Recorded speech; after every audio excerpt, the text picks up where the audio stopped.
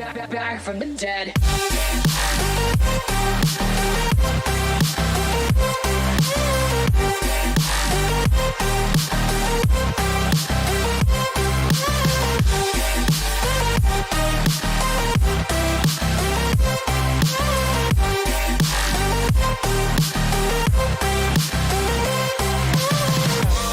Ladies and gentlemen, you're all invited to go fucking mental on this motherfucking drop. The countdown has just begun. Are you ready?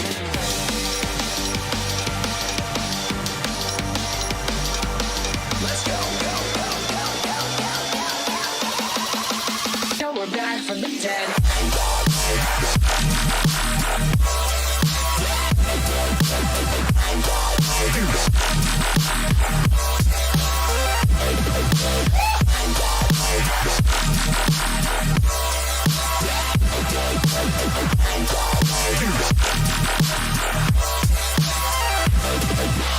We're back from the dead.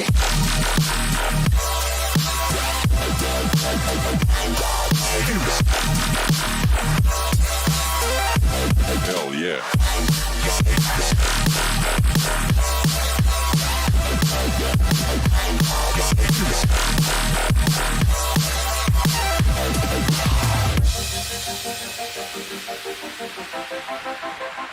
Back.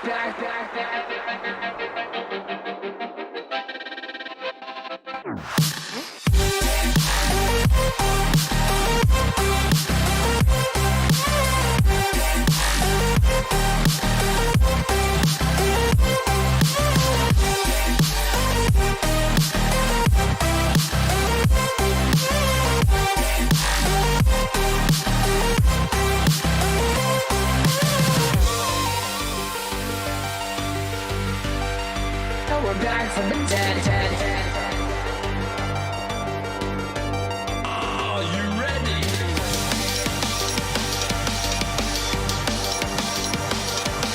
Let's go, go, go, go, go, go.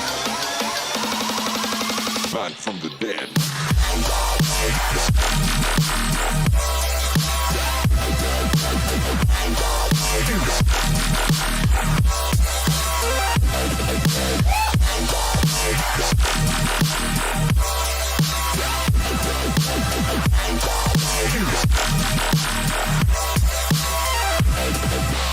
We're back from the dead.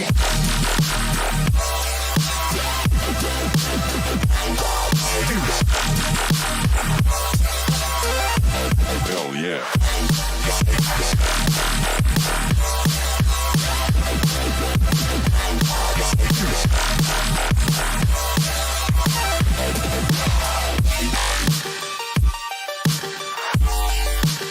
We're back from the dead.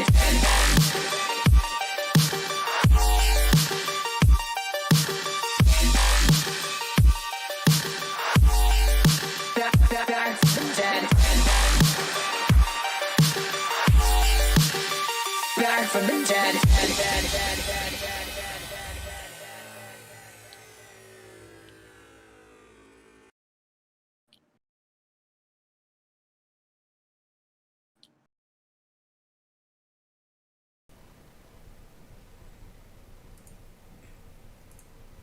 Hey guys, what is up? Welcome back to the channel, Ghost Girl Diaries podcast / stream.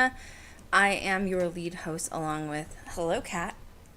Hello, Crystal. Kat Cormier. How are you today? Leandra.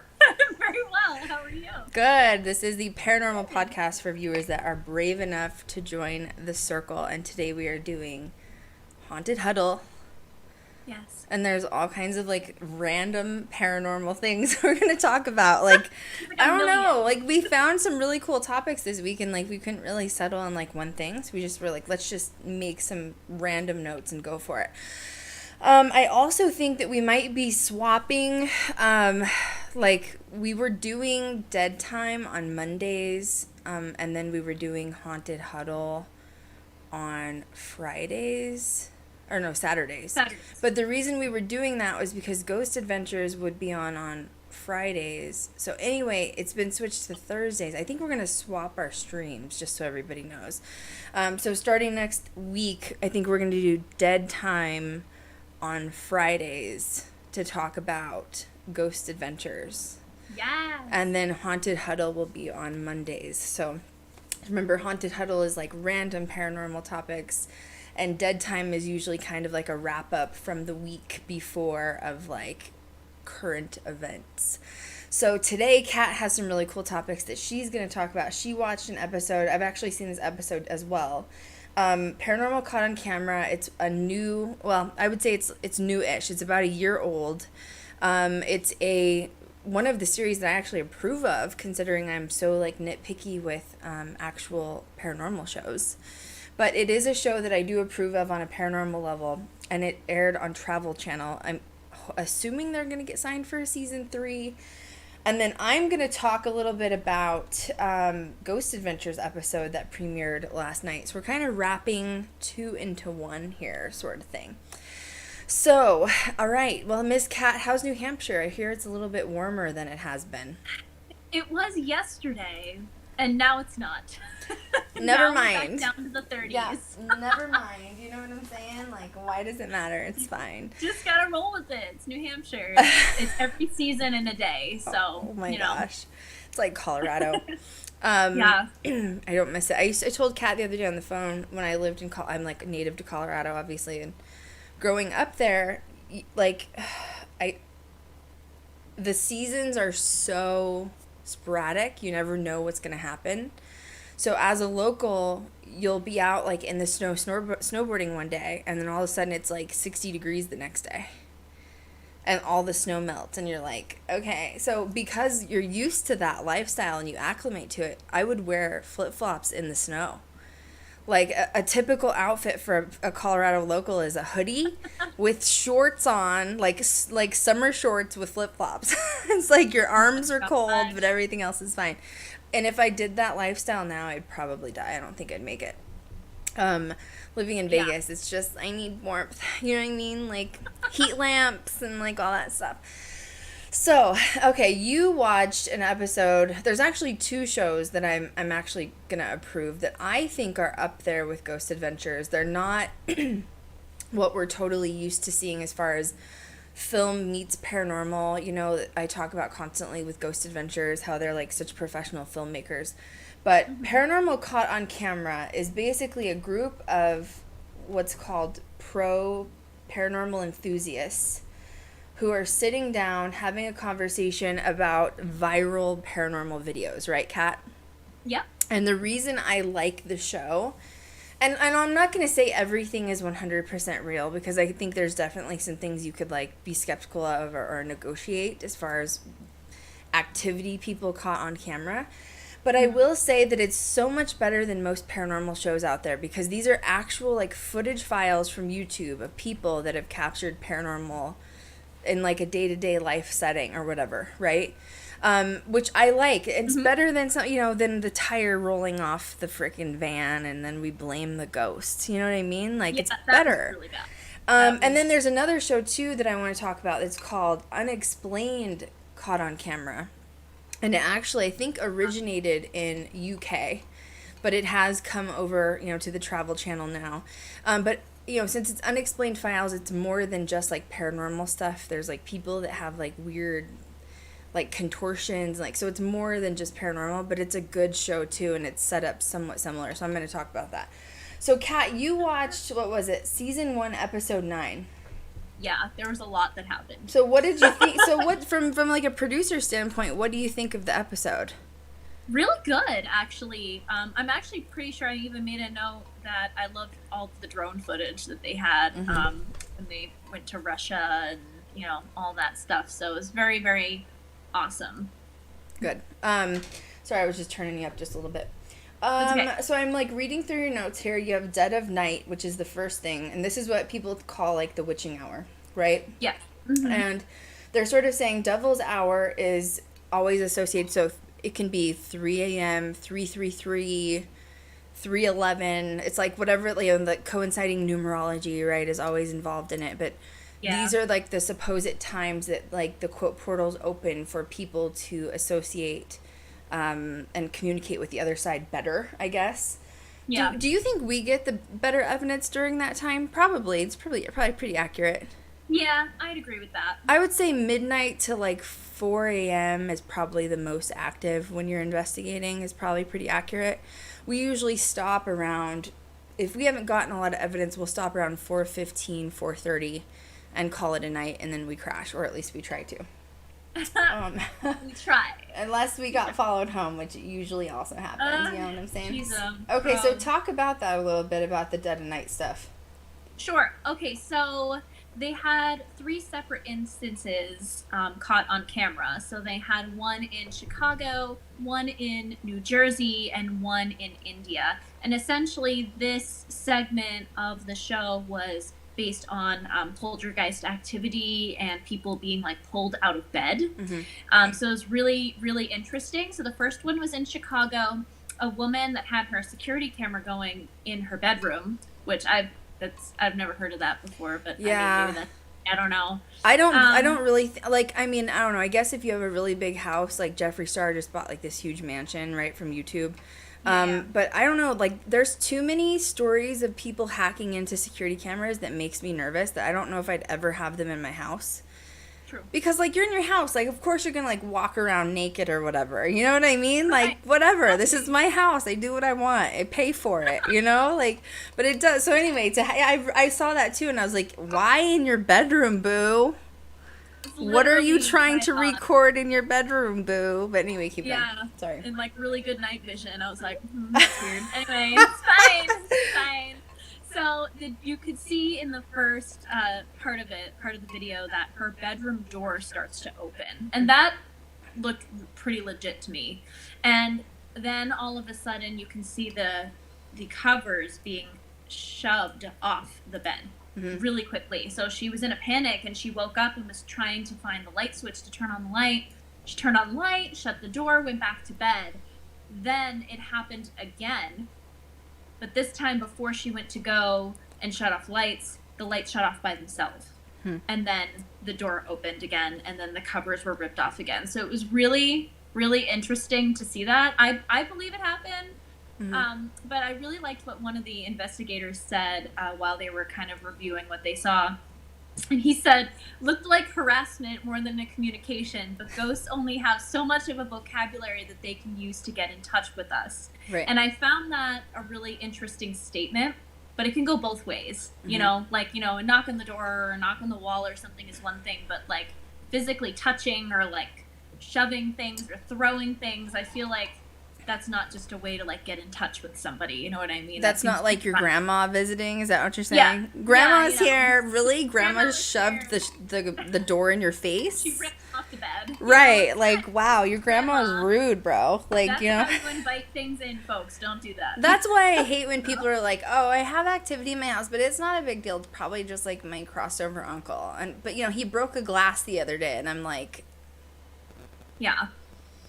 I'm just saying, I feel like when my family visits, it's definitely not, there's no violent tendencies that are happening. You know what I'm saying? No, not at all. Now, with this, I wanted to talk about 2 different things. There's in my opinion, 2 different sides of poltergeist activity. Yeah. Kat has created her own before, too. Oops. I have too. It's fine. Don't worry. When I'm like, okay, so 2 types of poltergeist activity. One is an actual like entity that is causing like movement, right? Which to me, like, you know, the doors slamming shut could definitely be that kind of activity. The bed sheets being pulled off for sure. 100% malicious stuff is usually like that energy. Okay, like they've really somehow manifested and been able to harbor like a lot of energy, and they can move around a lot, right? Now, the other kind of paranormal activity that's poltergeist activity that I feel like gets left out of a lot of different series that drives me crazy is how you can manifest your own. Right. And I know that people are like, oh, no way, yes way, 100%. It depends on how like spiritually in tune you are, depends on how much energy that like you're able to manifest when you're upset. Like, I mean, here, for example, this is just like something very small, but I do want to like point it out. How many times have you been having like a really stressful day, and or it can be like it can be traumatic, sad, stressful, angry, like, you know, all those emotions that are like really emitting a lot of energy. How many times have you been like, oh, I'm just so upset, da, da, da, and like you go to like do something and you just start dropping things? Or like I'm notorious for like when I'm grumpy or like in a weird mood, I'll go to walk out of a door and my purse handle will get caught on the door handle as I walk out. And it's like, how of all times when I'm like running late or like frustrated am I creating these like dilemmas? You know what I mean? And like even, you know, taking that even further, I think, Kat, you've been at my house before when I've gotten really upset regarding, you know, the projects that we've been working on with GGD, and then I caused myself to have cupboards slammed shut. You've seen it and heard it happen, or you've seen light bulbs burst. My energy has caused that before.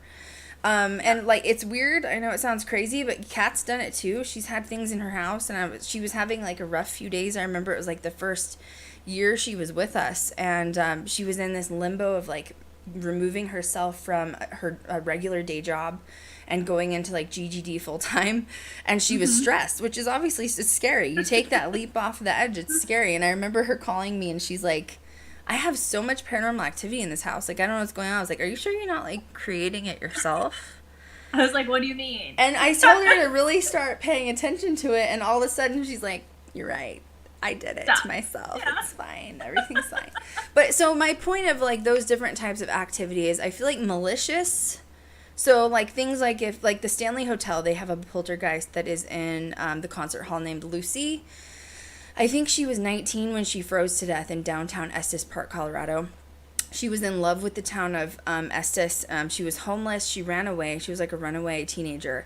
And she had broken into the Stanley Hotel to sort of try to live.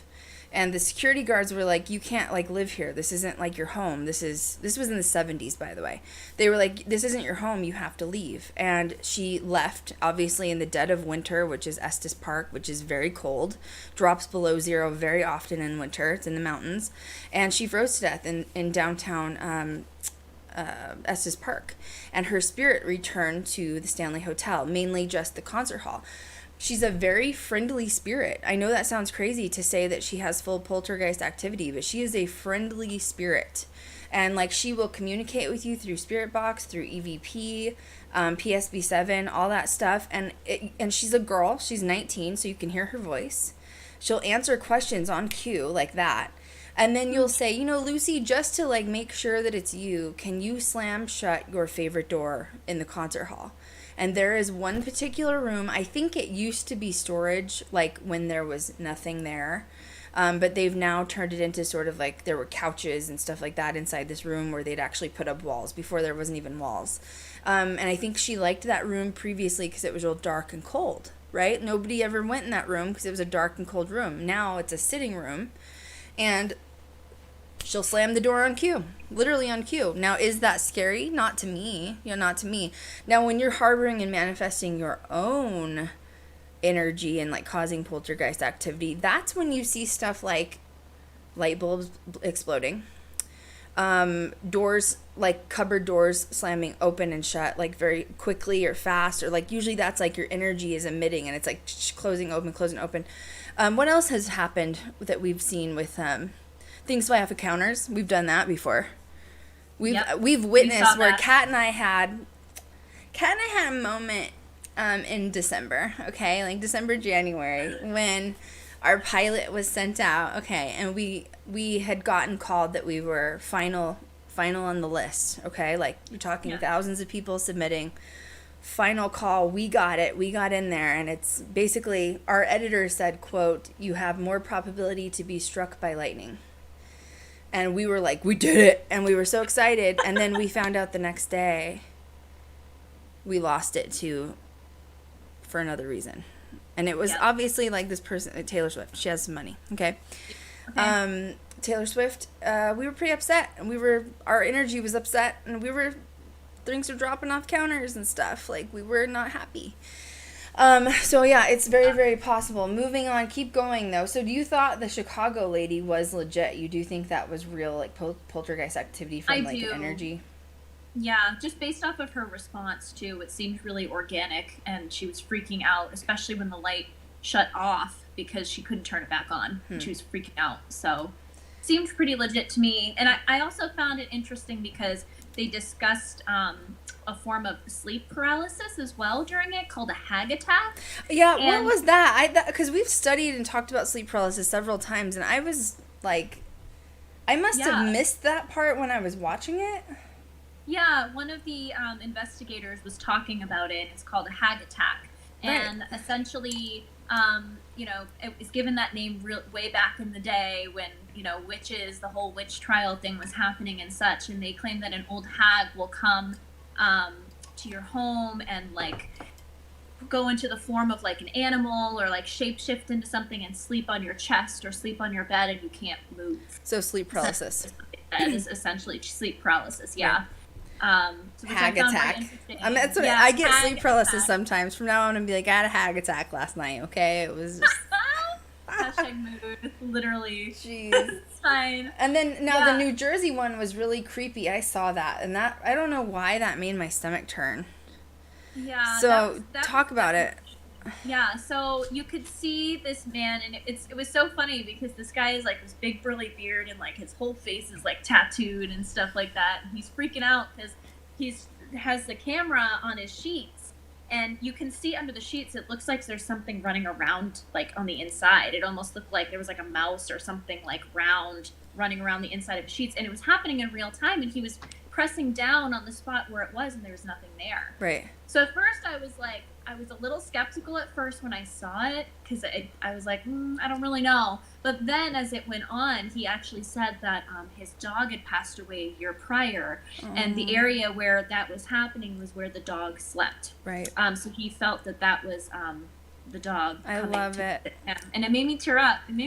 Yeah, I love it. I saw that. So that could be intelligent activity, like the dog actually, you know, going to visit him, or it could be residual because probably the dog laid there for years, right? Yeah. And that energy now is harbored in the bed. Yeah, it was like moving. So it was almost like when you have an animal that's circling to find the comfortable spot before they lay down. That's kind of like what it looked like. Oh, I love it. Yeah. So that was very cool. It was very cool. I totally believe in that, though. I feel Harley all the time. You do too, don't you? You did a few times too. Yep. You were like, I thought there was a dog here, and there's He runs in and out. He ran in the guest bedroom too. I love it. Yeah. Harley's my little protector for sure. Yeah. Okay, I want to swap to. We'll go back to yours here in a minute. I'm just Okay. Gonna, in fact, I'm going to highlight it so I know where we're at. Okay. I was watching one this morning that I was kind of talking to Kat. There's a couple different things I want to talk about. First, I'm going to talk about. They're all from the same show. Unexplained, Caught on Camera is the show or the series. Okay. The one I hadn't even told Kat about. So you're getting ready to see live reaction, folks. You know what I'm saying? Oh, She's like, thanks, great. someone said that they lost sound. Right. So they have these kids. They said that the stream lost sound. Oh, the stream lost sound. Yeah. On Facebook, that's what someone said. Well, Facebook doesn't have the best video anyway, so I don't know if I can. As long as YouTube and Twitch are okay. If anybody's on YouTube and Twitch, let me know. Okay. Yeah, Facebook just doesn't have the best connection anyways. Anyway, going back to unexplained activity, whatever this show is, okay? They have this video footage of these two teenagers going in the UK, and they're doing urban exploration, okay? So if you don't know what urban exploration is, it's actually really big in the paranormal field, and people will go find these abandoned locations, and they will literally go in and, like, break in, basically. You know, sometimes it's like an abandoned mall, sometimes it's an abandoned lot, sometimes it's an abandoned house, anything, basically. And I don't really agree with it because there's a lot of reasons. One, 90% of the time, these urban explorers run into homeless people, and, you know, unfortunately, you don't know where their mindset is. Mm-hmm. The second thing is there a murderer, like, hanging out in these places? Like, you don't know, and, like, you're in the middle of nowhere. What are you going to do if you, like, die? And no one knows where you're at. And if something happens, how do you call the police and say, oh, well, by the way, I broke into this abandoned mall and I need help. Sorry. You know what I mean? Like, you're setting yourself up for a ticket. So I just don't think it's safe. But I get why people do it. It's cool. I wouldn't do it. So there was this video on Unexplained, Caught on Camera. And these two kids are at nighttime, like, trying to find ghosts. You know, they're teenagers. And it's a YouTube video that went viral. I don't know where it is. We'd have to look up the episode to find it. And these kids go and they're going to go into this like haunted, it kind of looks like a barn from the outside. It's in the UK. You can hear their accents too. Obviously, they're very British. And they're going to break in and they're walking around the premises of the house or barn or whatever it is. And they happen to, and you can tell it's real beat up. You know, it looks like it should be haunted. Like at minimum, it should be haunted, you know. And so they find keys on a windowsill. Okay. And the original like door area was like blocked in, and it had these like huge bolted like locks on the front door. And where the keys were nowhere close to the bolts. So anyway, they found the keys and they said, well, we thought we'd try our luck and just see if it will open the doors. It didn't open those doors, but it did open another set of doors. Okay. And they go in, and you know, it looks like what you typically see with urban exploration, which is like, you know, creaky floorboards and things falling down, very old, probably abandoned, wood, like, you know, worn. It looks very creepy and haunted. But once again, you always wonder, what are these people going to run into? Because that's the part that, you know, the dead don't scare me as much as the living. You know what I'm saying? Like, they scare me worse. So they're walking through. And it's, you know, there's no music. So they're showing this raw video footage. And they're going through, and all of a sudden they, like, see this huge red splatter. What? And I was like, uh-oh. It looked like blood. Oh, my God. And they're like, what should we do? Like, and they're like, well, there's only 2 or 3 boys that are doing this, okay? And they're like, well, what do we do? And they keep walking. And they like go into another few rooms, nothing happening. All of a sudden they find this sort of ladder thing. It's like, but it's very old, obviously. It's probably been in there since it was abandoned. And there's blood splatter on the ladder. And there's like blood. Then all of a sudden they start looking around, and there's like, and it looks, I'm not going to say like fresh within like 24 hours, but I'm saying like it's still red pigmented. Over time, blood rusts and it gets a little rusty with the iron. This was probably like maybe months at the most, maybe weeks. Definitely not wet still, but I was like, oh God, what are they going to find? You know? And so you can tell like whoever's behind the camera, it's not a great camera, which makes more proof to me that these aren't like professional filmmakers. And all of a sudden he starts shaking behind the camera, because you can tell, like, you just get, I feel like your intuition talks more than anything. I posted that today. Always listen to your gut. Always listen to your intuition. And this one kid pans, and there's more blood on the wall. And then he pans over again, and there's just like, wherever this wall was, it's just a lot of blood. Okay. And like, and they're both freaking out, and they're like, what do we do? I don't know. What should we do? Like, he's like, I think we need to get out of here. And then all of a sudden they look like they're really confused. You know what I mean? Like, you get, when you're in that stress aura, you get like very discombobulated, you know? Right. And all of a sudden he's like, well, I think one's like, we need to go. And the other one's like, well, wait, like, what is this? You know? And all of a sudden he starts kind of looking and peering more with the camera, and looks up, and there is a freaking body in the corner, covered with a sheet that is all bloody. And this person's not breathing. Like, they're not moving, they're not breathing. Like, it's a dead body. You know what I'm saying? And it's in the corner of this house, and it's like been wrapped up. And it's like hunched in the corner, like wrapped up in a sheet. And I was like, oh my God, what are these kids gonna do? Like, this was better. Not that like I want to see a body, but it was better watching this like than just some of these paranormal shows, you know? And they literally booked it out of there and ran out, and they didn't say what happened. I'm assuming they reported it somehow. But once again, how do you report that when you're urban exploring and you find a dead body? You know, like, oh, well, I broke into this mansion that's like says a no trespassing sign. Please don't give me a ticket. But by the way, I found a dead person inside. You know what I mean? Probably just suspect. But it looked, well, then they're going to look at you like suspects too. They're going to question you and everything else. It's just going to suck, you know? But anyway, there was a dead body in this room, and it looked like basically someone had killed this person and then wrapped the body up and left it in there is what happened. So anyway, I just thought that was really cool to watch, because I feel like that's also a lesson in urban exploration, which is it's not always just like free flowing and like fun to see like these abandoned places. Sometimes they're dangerous for more reasons than just being like a condemned building. Like there's like deathly going on inside. You know what I'm saying? So anyway, what do you think about urban exploration? I'm not a fan. I'm not a fan. I mean, obviously, because one, it's breaking and entering. Two, it's dangerous. Three, you also don't know what you're gonna bump into. Right. You know, and that could be like the worst attachment possible. Right. Going home Or it's dead. dangerous. Yeah, or dead. What if people don't know where you're at because you don't want to tell them that you're urban exploring, and then your body washes up next year? Well, I have done urban exploration. I have done it, which is probably why I don't want to do it anymore. When I was like in teenage years, like 17, 18, 19, that was when I started getting into ghost hunting, obviously. But there was a entrance you could go in downtown Denver, because I grew up in Colorado. And it was for a old psychiatric ward that was somewhat underground. And they would keep the patients underground because it was like less chance of them escaping.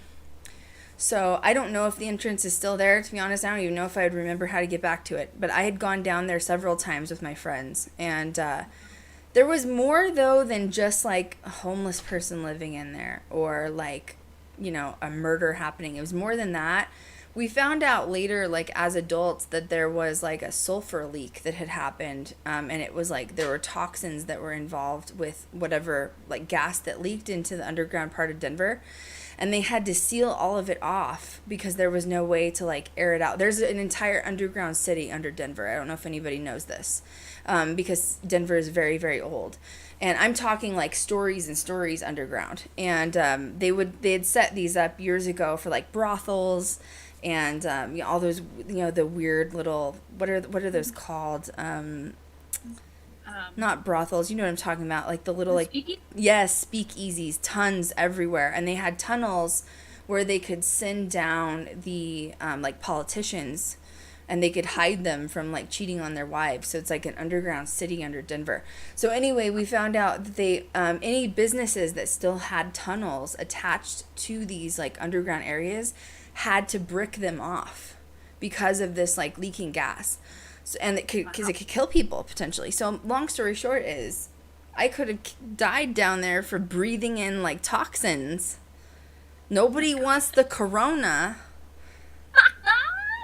while you're urban exploring. You know what I'm saying? Like, don't get the corona. So anyway, I don't know. I mean, it is fun though. I will say, like, I remember when you urban explore, it's the sense of like adrenaline you get, which is same feeling you get when you're ghost hunting, right? It's like really like, oh my God, this is so exciting. And you're just like, it's like you're addicted to adrenaline. You know what I mean? But do you want to die? Not really. You know what I'm saying? No. Like, there's a difference between talking with the dead and like becoming one. Let's not. Oh my gosh. Jesus. Okay, Kat, you go next part. So now you're doing some viral Indian thing that was on. Yes. Yeah, so they had, for that segment still, for the poltergeist activity, they had the last video in India. Mm-hmm. Somebody caught a video of a man sleeping in his bed, and something literally grabbed his legs up in the air and dragged him off the bed. As That's if they were a just mood. pulling him up like that. And it was strong. Like, Thank God. crazy strong how much this guy was being lifted up, and there was nobody there. That was crazy. And he was freaking out. Almost couldn't even get out of the grip of whatever was holding him when he woke up. So it was crazy. It was crazy. But you know, you're talking about India or like even Iraq, Afghanistan, all those areas. Like, you're talking about Mesopotamia times. True. Like, you're talking about some old like origination of like where humans like were first founded. You know what I mean? Like, as far as like text goes. So if you've ever studied like anthropology, you learn about Mesopotamia, which is really interesting. So is it shocking that an area like that would be super haunted? Not at all. No. Not at all. It was just really shocking what happened in the video. Like, I had never seen something that had that firm of a grip on somebody that was literally just picking them up straight in the air. My dad went to India. I think it was like 2014-ish, something like that. Mm. And he told me that, and it was his first time he'd ever been there, and he told me you could just feel how old it was, and like there were certain buildings that were like regular hotels for tourists, and he was staying in them, and he was like, you just feel like it's so heavy all the time, like it just feels really old, you know, like ancient. You're talking ancient times. Right. So it's not really shocking to me that something like that would happen in that sort of area. I love that we have access to the internet now. Yeah. Where we can see these things from different cultures and areas of the world. Yeah. Like, it pretty shows incredible. it's not just USA. It's not just, like, where we're at, you know? Oh yeah. Oh, totally, totally. Uh-huh. I really liked it too because they had mentioned a superstition that I had never heard of before, where that if you're sleeping with your feet facing the door, it's bad luck, because that's how dead people are brought out of the room, feet first. So if you are sleeping with your feet towards the door, it's claimed that the deceased will think that you are dead and they will come and drag you away. Wow. I was like, I did not know that. Excuse me while I rearrange my room. Literally. I was like, no. Ain't nobody carrying me anywhere. Oh my Okay? Nobody's carrying me. Ridiculous. I'm literally gonna like kitty corner the bed now. I'm not even kidding. Oh my like, I'm god! changing Like, what do it. you mean towards the door? Do you mean like if your feet are So- flat, like towards the door, or like what do you mean? So like if your bed is facing towards the door, so your feet would be in like the same direction. Oh, okay. I think my Yeah. bedroom's like that. I have the weirdest 15? bedroom. It's like an octagon sort of shape. Yeah. Did I say It's octagon? like- Yeah, it is. Isn't it yeah. weird? And like, so I don't really Yeah. have a lot of options in my bedroom. So look, if somebody wants to drag me to hell, I'm down. Like, let's do it. I'll have something to No. report back. You know what I'm saying? Nope. What was Rock Starship? What was that? Okay, so that was a UFO segment. And this So is they we're still in the showed- same we're still in the same segment, by the way. Yep, We're this talking- is the same. So in like each episode, they have 4 or 5 different segments talking about like cryptozoology or UFO or paranormal activity. So it's kind of like touches on a little bit of everything, which Right. is really awesome.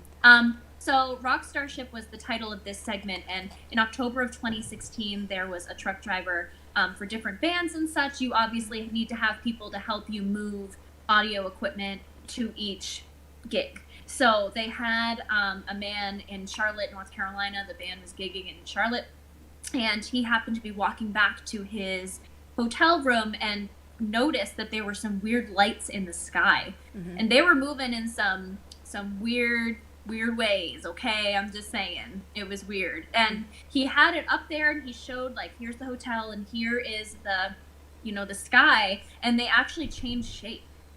So it changed from like a triangle to like rows of lights, and they were shifting and then they disappeared. And I found this segment really interesting because one of the women there was talking about the different light formations, and it's claimed that different light formations and different colors that you see in the sky are actually claimed to be different races of intelligence. Ugh. I Alien believe that, intelligence. and it So creeps me out the so bad. triangle you see could be communicating differently with the circle of lights that you're seeing on the other side. You know what I mean? So it's very, very unique. It creeps Very me unique. out, man. I Yeah, can't. It's crazy. It's like Sean, like in I've talked about him, like my friend that disappeared, who I think went to the Men in Black, but he would swear like you could distinctly determine the difference between good aliens and bad aliens, and that was when I was like, ew, how about neither? Gosh. Well, and like literally. I'm not afraid of good aliens, but like like humans are bad. I don't want to think of what extraterrestrials could do. You know what I mean? Like the bad Yeah. aliens. Okay. No. So you think it was believable? I do. Based off the guy's response too, I think it was very believable. And there were no reports made from the city of like military whatever, going on. So I found it really interesting. I have Interesting. noticed, I don't know how you feel about this, but like Tom DeLonge obviously had that amazing series drop out about, UFOs and stuff, and people are really coming forward and being more predominant. Obviously Chuck Zukowski from Colorado, I love him. He's he does like UFO investigations and cattle mutilations. But I feel like the military / government is starting to get like lazy, where they're like almost like just not caring slowly. Yep. Like, they're I just think- like, there's so much going on, like, we can't stop everybody. Like, they're just seeing stuff now. What do we do, you know? Yeah, I agree with that. I'd agree with that. So, Crazy. I want to talk about this one from Connecticut. Yes. I'm going to let The you talk Fairfield about... Hill. Yep. And Yeah. then from there, just talking about, sort of being buried underground. I think that would be a good segment to start the chat about ghost adventures. So go ahead and start that chat first. Yeah. Okay, so the third segment of this episode was called Fairfield Hills. It used to be an old asylum built way early on. I missed the time that it was actually built, but it shut down in 1995. I think it was early 1900s built. And it's actually, I looked it up, it's 3 hours and 19 minutes from where I live. Oh, that's weird. What is it called? Fairfield Hills. Fairfield Hills. In Newton, Connecticut. Yeah. And it's buried underneath the asylum are a system of like tunnels, kind of like what you had discussed in Colorado, leading to like different places where you go to get labs done and operating rooms, and there's a morgue there. So it's really, really creepy, and obviously not a place you want to be by yourself. It's really, really probably a lot of death happened there too. Think about it. And for most of the 20th century, the tunnels were used to shuttle psychiatric patients to their treatments and such. So it grew into a state hospital, but it was also known as Fairfield Hills and became one of the largest psychiatric institutions in the New England area. Yeah, so, 1929 to 1963, it was one of the largest psychiatric hospitals. It closed down in 1995, but at its peak, it had 4,000 patients. Yeah, it's so, incredible. Wow. It was incredible. And so people are going in these tunnels then? Oh, yeah, totally. And the two guys that were on camera... oh, wow, filming, I see the tunnels. They're real, like... Ooh. It's dark in there. Yeah. And they even had, after they shut it down in 1995, they even had newspaper articles saying, do not go there. Wow. Because of how bad the activity was. It just looks just like a black hole. You know what? This isn't, the thing with the psychiatric hospitals that we have to remember is that people could be administered for like having a bad period. A woman, if a woman had bad periods and her husband didn't like her like attitude, he could put her in a psychiatric ward. So, like, literally, like, there were people in here that should not have probably been. And then there were people that were, guinea pigs. Like, they didn't really know much about, psychiatric problems nowadays, bipolar or multiple personality disorder. And what they would start doing was just, like, experimental stuff. And it's, like, to me, it's, like, legal human torture in most of these places, So what do you expect? Of course it's going to look like this massive black dark hallway. So what do people claim that there's like violent occurrences that happen down here? Because for some reason I'm sensing there's like violent things that happen in these tunnels. Yeah, they like really bad poltergeist activity, people getting hurt and such. And a lot of really bad things happened there as well. I mean, you think about mental institutions as well. Back in the day, people were not taken care of well. So you had that on top of a place full of 4,000 people, all having different, mental problems or not, and suffering, literally. There's just a lot of really bad things. And there is also claimed that there's a black apparition in one of the rooms, one of the psychiatric rooms and such. And that's where those investigators went to go and check that out. And I was actually kind of upset about it because they caught some evidence. One of them I didn't believe. The other one I did, though. And on the website for Fairfield Hills, they specifically say that, like, it's illegal to go on this property. Wow. Don't even try. And I was like, really, guys? You really couldn't have controlled yourself, Right. And, the proof held its, truth, that it's a violent area. These guys had bricks thrown at them, caught on camera, and huge like metal coffee cans thrown at them, and you could see it, and it started pretty low on the ground, so like for it to get that high in the air and then miss them, that's definitely something angry that didn't want them there. See, I have a lot of opinions on this. One, the only way you could really get in somewhere like this is you have to have Zach Bagans' money. Yes. You have to be a production company, and you have to go to whoever the deed owner is of the land/property and say, I'm Zach Bagans, I'm an executive producer, I have a filming company, we are going to hold full liability insurance, here's proof of our $1 million liability. What does that mean? That means if anyone gets hurt on the property, they're not responsible for it whatsoever. You have to sign binding contracts saying no one's going to get hurt. And then Zach says, okay, I'll offer you $500,000 if you allow us to film here. And of course the owner's going to say, okay, sounds like a plan to me. Go ahead and get a brick thrown at your face if that's what you really want. Things are falling apart though in these places. Right. I don't understand why you would even Well, you're talking about like black mold. You're talking about also like how the cost of security to have to go through these places to really make sure it's cleared out for a safe basis. But you know, a theory behind like this whole like black shadow man, the thing that worries me is there's patients probably down there that were mentally ill that weren't getting the treatment that they actually needed because they were probably misdiagnosed for being in the 20s or whatever. And Right. these poor like mental institution people are just walking around like have no idea what they're doing and where they're at because they're confused still mentally. And then you Right. go to the theory of, are there soul collectors? Yeah. There's a No, theory of yeah. soul collectors, and it makes you wonder, like, is there a dark shadow man in here that is a soul collector trying to collect these souls? And it's just a theory, but, like, you know, places like this, like, I feel like it could be most prominent, in my opinion. I don't know how you feel, Kat.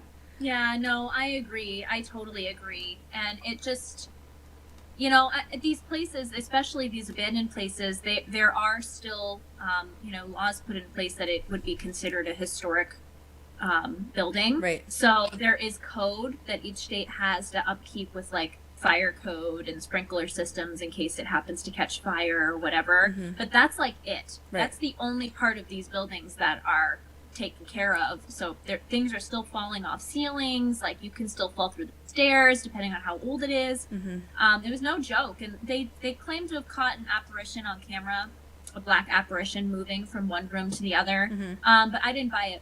Really?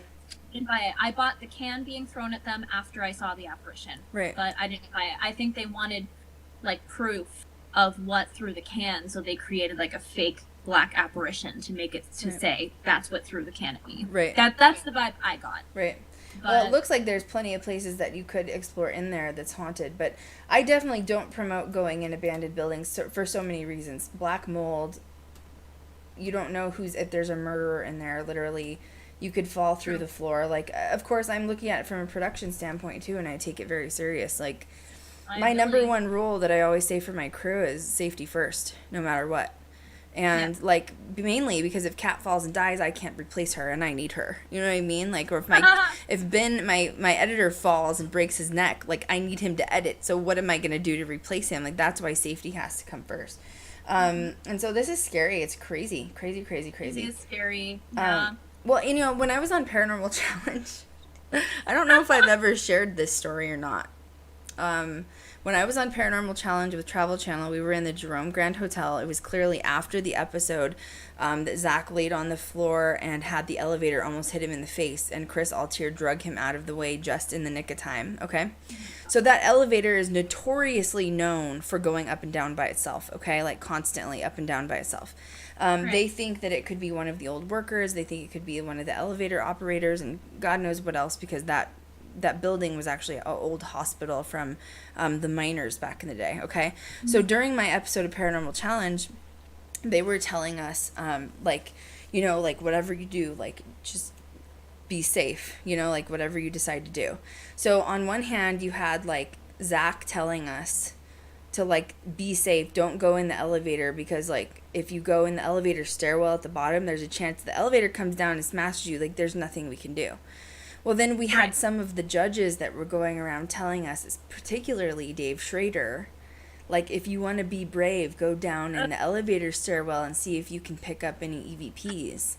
And I remember looking at him like, I don't want to be squished bait and be like the newest ghost here at this hotel. Not going to happen. Another guy on the other team did go down there, though, and he had a really hard time getting out of it. Wow. Because it's really deep. When you jump down, you almost need someone to, like, pull you back up out of it because it's deep. And he was, like, struggling to get up out of there because he had, like, the alien camera, like, set up on him. And I was like, yeah, that's why...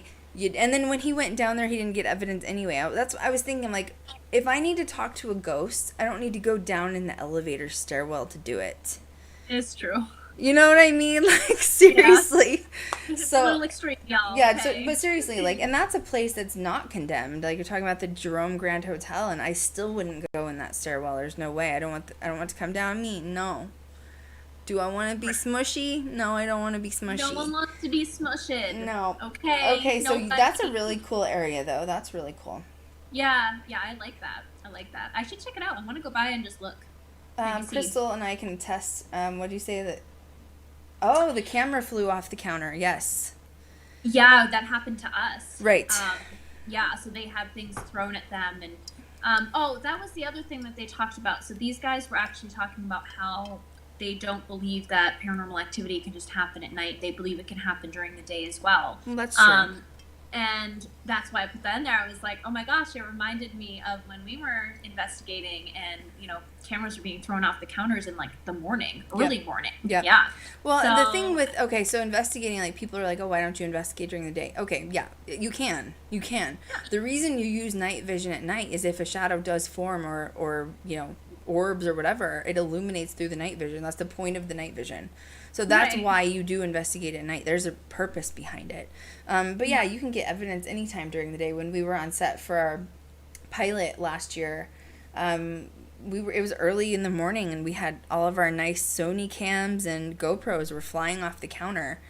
And we were watching it, like we were sitting there watching it fly off the camera. It was really pissing me off because I was, look, bro, that's like a $500 camera. If you can replace it, go ahead and throw it around as much as you want. And finally it stopped because I told him, I was like, stop it.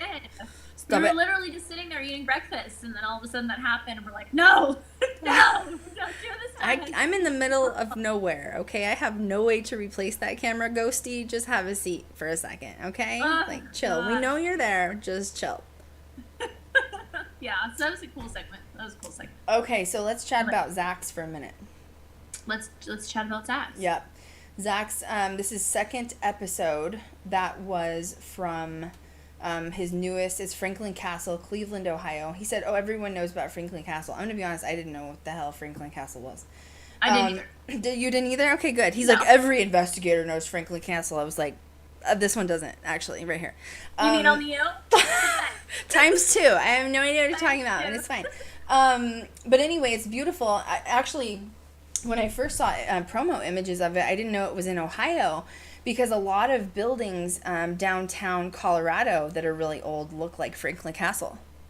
There's ancient mansions and stuff in downtown Colorado. They're very old, very haunted. Smell nice and musty when you walk in. You know what I'm saying? And so There's one in Massachusetts too. Is there? Yeah. Oh, Colorado, downtown Denver is just full of them. Yeah. And I love them. They're worth a lot of money. There's Beautiful. all these stone castle sort of looking places. So Franklin Castle, it is in Ohio, and what I will say that I really do appreciate about this season of Ghost Adventures is that I do feel like Zach has become aggressive in his interviews. Yeah. And I actually appreciate that because there's sometimes during interviews that I'm like, dude, why didn't you ask this? Or like, why couldn't you have like gone a little bit further? Like, Right.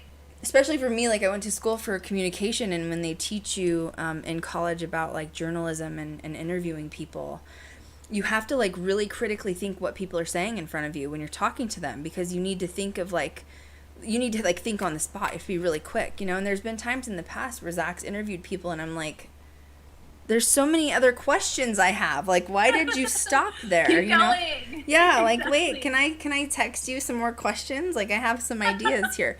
So he's gotten more aggressive with these interviews. So anyway, he was interviewing. You didn't see this episode yet, right, Kat? Not yet. Okay. It's really good. I honestly only excited. because I think that the owners are very strange people. Yeah. I think that the owners and everyone involved with Franklin Castle is very oppressed.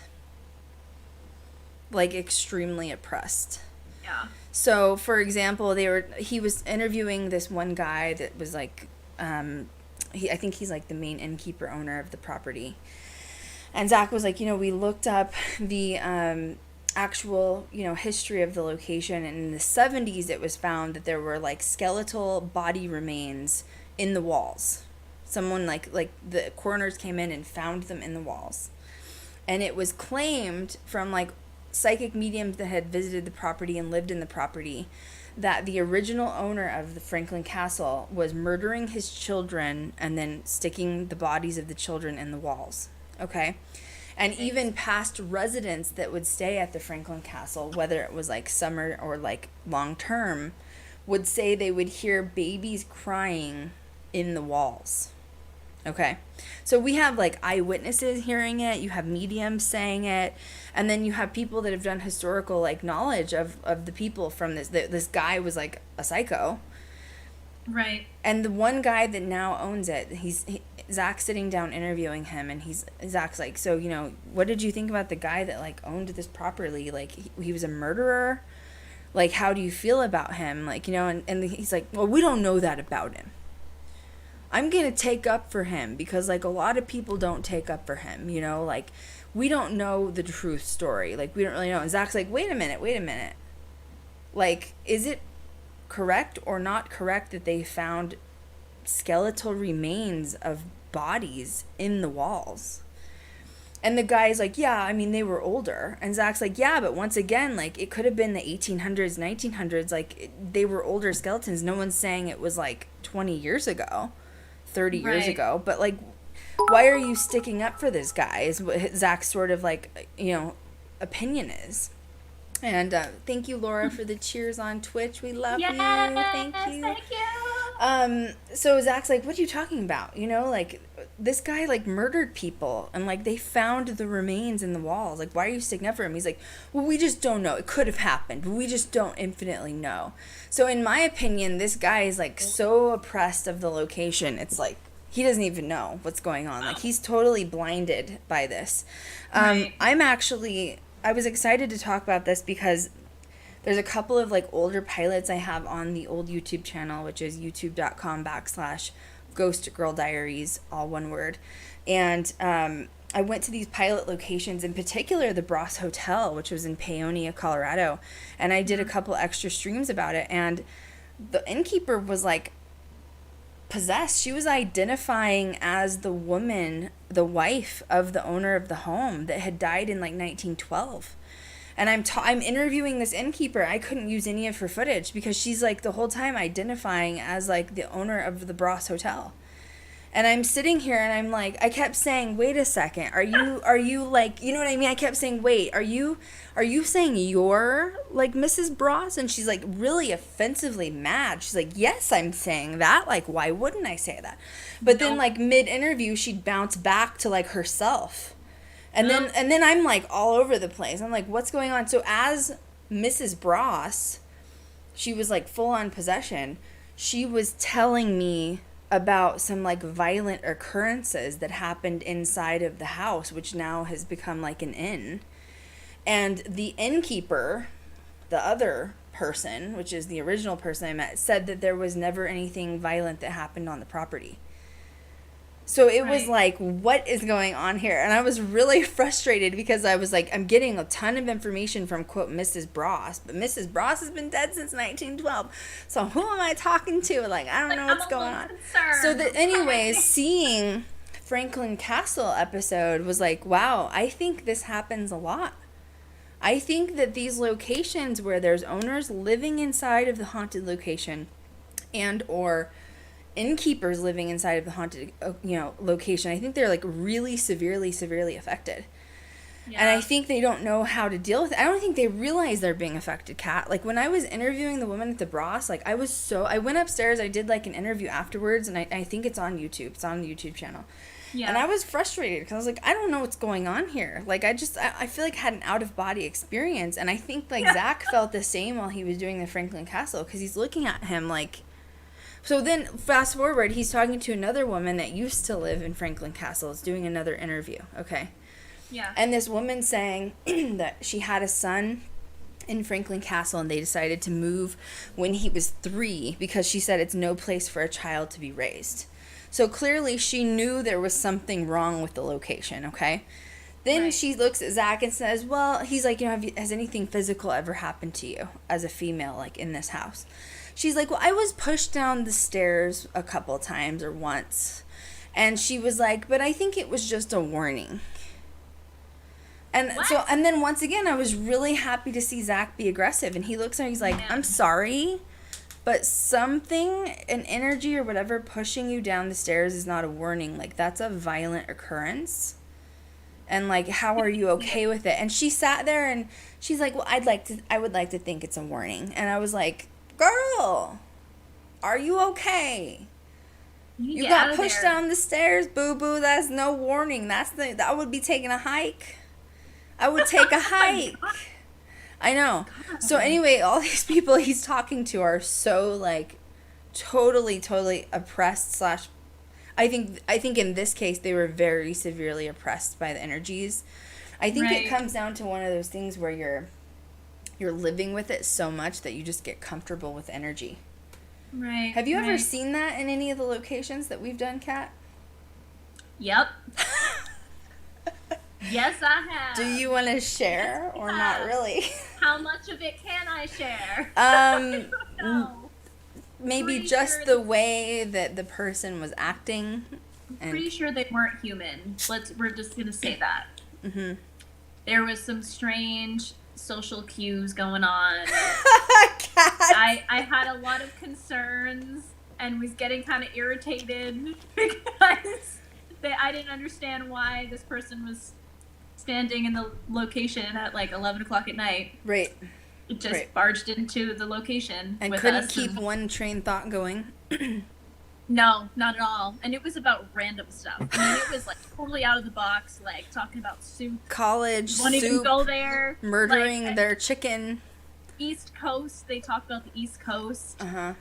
I was very concerned. You're like, I don't know where this conversation's going right now. That's literally like what's happening. I think I'm dreaming. And after that interview, and it wasn't even supposed to happen, first of all, we weren't supposed to talk to this person until the following day. Yeah. After that discussion, we decided not to put her on camera because I didn't think it was going to work anyway. You know what I'm saying? Well, and she was very creepy as well. And she was like watching us from her house and stuff. It was Yeah. not good. It was Yeah. There were some So- strange vibes going on 100%. He's weirdo. Yeah. But it's fine. You know, It's you just roll fine. with it. It's fine. You get the evidence and you go. So it's fine. So there's all kinds of weird history with the Franklin Castle. If you guys have or haven't seen it yet, come up. I looked it up. It's very old. I think it was 1881 is when the house was built. So it's very old. Beautiful Wow. home, but a lot of movement in there, man. Especially if that dude is like burying his kids in the walls. I'm not sure how I feel about it. You know what I'm saying? No. Nope. So Not anyway, that way. and then I did find it interesting. Aaron had like the dream of the woman, and then this other guy had a dream of this. He lived in this house for like 2 months in the summer, and he was having dreams of a medium coming to him, talking to him about Franklin Castle. And then Aaron said, "Oh, last night I had this really weird dream that this lady came and talked to me." And Zach was like, "Wait a minute." So I thought that was cool. I really Wow. find Aaron like very authentic and real all the time, especially because I've Love met him in Aaron. person too. Aaron in person is exactly how he is on TV, like 100%. Yeah. Goofy, silly, like very authentic, like 100. He has no reason to lie. You know what I mean? He's really funny. Then I guess the biggest part of the captivating episode for me was Zach, and he said this before, so I was like, okay, whatever. Zach said, I thought I saw people outside the window, like in the yard. And I was like, oh yeah, like of course he didn't catch it on camera, but it's fine. Right. He saw people in the window, it's fine. So I just kind of eye rolled that. But then they caught one of the shadows on camera. Okay. So all right. Billy was in this room, and I think he was getting ready to investigate. He wasn't saying or doing anything. He was like messing with like wires and stuff like that. You could tell he was getting ready to like investigate. And he's standing there, and all of a sudden you see this freaking shadow apparition. You can see that it's not like a full shadow, that it's somewhat see-through. Because there's like a light on the street, and you can kind of see through the light. Actually, that's weird correlation, because I got the same capture at the Bros Hotel. Really? So that I just correlated that. So that's kind of creepy. Anyway. Wow. It even so- correlates to the show. Yeah, that's Paranormal Caught on Camera. creepy. I'm not going back to Paonia, people. Okay, it's not happening. There's gonna be no follow up for that. Like, absolutely not. You want to talk about creepy cities? That's one. Okay. So anyway, Billy's standing in this room, and he's like getting ready to investigate. And all of a sudden, you see this apparition come outside the window, and it's like watching him. And then it like turns and walks away. Okay. And the creepier part about this, which also correlates with Paonia now that I'm thinking about it, I'm really like sick at my stomach right now. is it looked like an alien. What? It had like one of those like oval weird alien heads that you see, like, you know, the typical alien, and like a thin neck and really tall, like lanky. And so anyway, they stopped it in the middle, and Zach was like, I'm gonna run to like the yard and go see like where this was at and make sure nobody's walking around. So he did the right thing, unlike Destination Fear, where Chelsea just laid there and let the serial killer come get her. You know what I mean? So Zach runs out in the yard, goes to look, and nothing's there. And the creepier part is that it has this like, so there's like I guess kind of like a cement brick sort of thing, and it dips down by the window. So for someone to get down there, I mean, they would have had to like, first of all, jump down and then like crawl back out. And the way this thing was like floating, walking by, it was creepy. It was like one of the best captures I think they've ever had. It was really good. And then he, after that, he told Billy about it.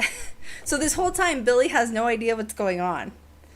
And so he goes back to home base with Jay, and he's like, oh my God, you won't believe what we just captured. And Billy's like, what? Like, because he's like, he's been alone in this room the whole time, and like an alien just walked by him. You know what I'm saying? So yeah, I thought the evidence was really, really good. They do need to step up the game. I'm just going to be real and say that I'm so tired of hearing that, oh, we're going to investigate a demon. Yeah, it's getting old. Oh my God. It's getting old really quick. My eyebrow is just quivering when they say that. I'm like, ugh. It's gonna fall off next time. The whole brow. The whole brow is going to be gone. They just mentioned demon again, you know? Stop saying demon. No, I don't get it. Like, I don't, you know, realistically, it's so rare to come across that. So you can say dark, say whatever. Please don't go with the demonic word, because I'm just like, biggest eye roll. I'm like, we're tired. We're tired. Like, just show us the evidence, boo. We just want to see the evidence. It's fine. You don't have to be dramatic and say demon, because we just don't care. We don't care. But I thought it was really good. I thought it was really good. I can't wait to see it. Yeah, it was pretty good. Anyway, that dude, I mean, those people are under some serious oppression, if you know what I'm saying. Yeah. And because there were bodies buried in the walls, Kat, you said it reminded you of Haunting in Connecticut, the movie. Right. Yeah, I mean, that was based off of some true events. So, yeah, in part of that movie, spoiler, they found bodies in the wall. Yeah. So, in the wallpaper. And that's real. Yeah. That was a real, it was a... that was a real thing. It was a mortuary. Yeah. Yeah. So, I wouldn't be surprised if that might be why, you know, because, I mean, it's not too far from Connecticut, because they were in Ohio, weren't they? Ohio, yeah. Yeah, so that's not too far. So Ohio is flat. There's not a lot out there. Well, it's not Ohio, flat. It's hilly. It's hilly. Yeah. It's hilly. Anything else we want to add to this little streamy poo? Okay, I do, and it's just because I found it really funny. Okay. I want to talk about that apparition. So which apparition? So in Paranormal on Camera, part of this episode, they had a segment on Bodmin Jail, which is located in Cornwall, England. It was built in 1779 and it was active until 1909. Mm-hmm. There were about 55 executions there by hanging and tortures, and just, it was horrible. And it's one of the most haunted places in Great Britain. Mm-hmm. So in September 2017, there was an investigator and his wife that went to go to this location. It was his second time there because he did catch photographic evidence of a shadow figure next to him, but he somehow lost it or it got misplaced or whatever. So he went back to the location to chat with whatever the heck was there, whatever was in the photo. And they caught really good evidence of an apparition walking down the hallway, and that was the exact hallway where you would go to die. Essentially, it would lead you to the executioner. Mm-hmm. And the guy that they were talking, the apparition they were talking to, his name was William. And when he went to go back to the Historic Society to chat about the location and do you know anything about this inmate named William, the day that he caught the apparition walking down the hallway was the day he died. Wow. So I found that really interesting, and I put it in there, and I was really shocked how clear the apparition was. Mm-hmm. But I was like, he's actually kind of cute. I'm not gonna lie. I literally put it in the notes. I was like, he was tall. Is Kat gonna be the next human to marry a ghost? Is that what you're telling me? No. But I was like, wow, he's really, it was fine. Oh my gosh, I'm dead. So I just Kat found that has really- found a ghost hot, just so everybody knows that. You know what I'm saying? I'm just saying, check it out, and you should see it for yourself. Check it out. Go You're watch right. it yourself. Go watch it. Wait, so this is So good. Paranormal Caught on Camera season 1, episode 9, called Asylum, Encounter, and More. So that's what we've been talking about, and obviously mixed in with a little bit of Zach's new episode that just premiered. But yeah, I'm really excited that Zach's been more aggressive with his interviews. I'm really happy about that, because there's been some times I'm like, come on, a little bit more. Somebody asked, do I ever go to his museum? I haven't been in like a minute. It's a hot minute. In a while. When's the last time you went? Was I with you? went- Yeah, I think it was like 2 years ago now. Yeah, we were gonna go when Kat 2 came years. out last month, and we didn't. And I don't know, like, our lives are busy too. But I do want to go down to see the Devil's Rocking Chair, and I do want to see Yes. the Ghostbusters Ghostbusters. memorabilia. Yes. Yes. I do want to see that. But yeah, I Make have sure a I'll bunch make of sure. videos on my other channel about his museum. It's including Zach makes a couple cameos in there. Mainly Okay. just him whispering because he's weirdo.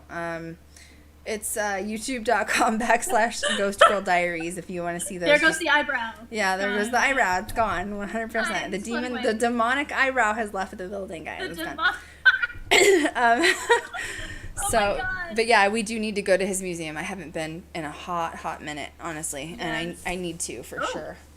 What, your light just went out? My light just went out. It's fine. That's what happened to my new YouTube video. I posted my new YouTube video, and there's like a ghost that pops up in the middle of it. I was like, it's It's playing. literally plugged in, so that's great. Well, It's fine. It's okay. We're at the Just end of the gonna roll with stream it. anyway. Ooh, and the stream is ending at 1:11. What? Yes. Yes. I love that. So anyway, guys, if there's no other questions, we're gonna swap out. Next week we'll do Monday with Haunted Huddle, and then Friday Dead Time, because we'll talk about Zach's new series, because it's been pretty good, honestly. Like, it hasn't had the best. I mean, the first episode we were a little, we talked about that. But this episode, I was happy. I was happy with it. So Keep the good with the come. still It's waiting fine. for Destination Fear to hear their announcement. Haven't heard anything yet. And that's it. Yeah. It was good. I It was like this good. topic. It Good. was. This was fun. I love having Yeah. random topics. We'd love to hear your feedback below, so please leave us comments either on Twitch or on YouTube. Please give YouTube videos a like, because, we want people to find us again now that we're not shadow banned, thank God. Let's not Yay. jinx it. Thank you to our subscribers and viewers for joining us. Big shout out to our Patreon subs, which there's going to be a private podcast uploaded today for you guys. And a shout out to our Twitch subscribers and people that have been donating recently. So thank you guys so much. Please remember to search us on all social media under Ghost Girl Diaries, Crystal Leandra, and Kat Cormier. You can also find all of our links below on Twitch and YouTube. This will be uploaded as a podcast this week, so wait to hear for that. Please do show your support and content for, Kat and Crystal, and support us by subscribing to Patreon and Twitch. And next stream will be Monday. Yes. Thank you guys for tuning in. We appreciate you guys. And as always, we will catch you guys next time. Bye, guys. Bye.